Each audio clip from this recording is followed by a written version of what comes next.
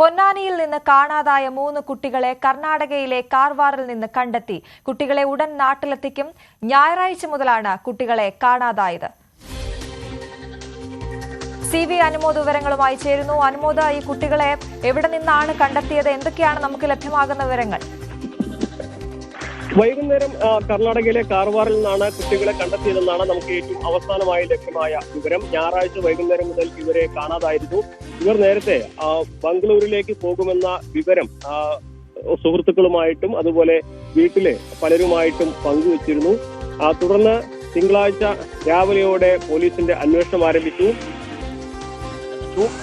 Mobile ഫോണോ അതേപോലെ തന്നെ മറ്റ് സംവിധാനങ്ങളോ ഇവരെ കൈവശം ഉണ്ടായിരുന്നില്ല എന്നത് പോലീസിനെ സംബന്ധിച്ച് വലിയ വെല്ലുവിളി ഉയർത്തിയിരുന്നു. തുടർന്ന് പോലീസ് ഇവർ പോകാൻ സാധ്യതയുള്ള ഇടങ്ങളിലെല്ലാം കേന്ദ്രീകരിച്ച് അന്വേഷണം നടത്തി.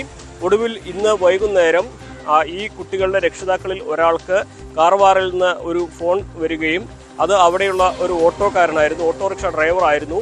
കാർവാറിൽ കുട്ടികൾ നിൽക്കുന്നത് കണ്ട് ഇയാൾ അന്വേഷിക്കുകയും ഇയാളുടെ ഫോണിൽ നിന്ന് കുട്ടികൾ രക്ഷിതാവിനെ വിളിക്കുകയും തുടർന്ന് ആ വിവരം രക്ഷിതാക്കൾ പോലീസിന് കൈമാറുകയും മറ്റ് ഉദ്യോഗസ്ഥരെ അറിയിക്കുകയും ചെയ്തു.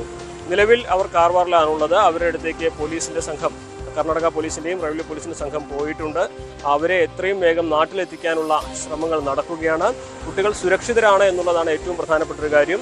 മൊബൈൽ ഫോണോ പണമോ ഇല്ലാതെയാണ് ഈ 3 കുട്ടികളും ഇവിടെ നിന്ന് പോയത് എന്ന് വീട്ടുകാർ രാവിലെ ന്യൂസ് 8നോട് പറഞ്ഞിരുന്നു.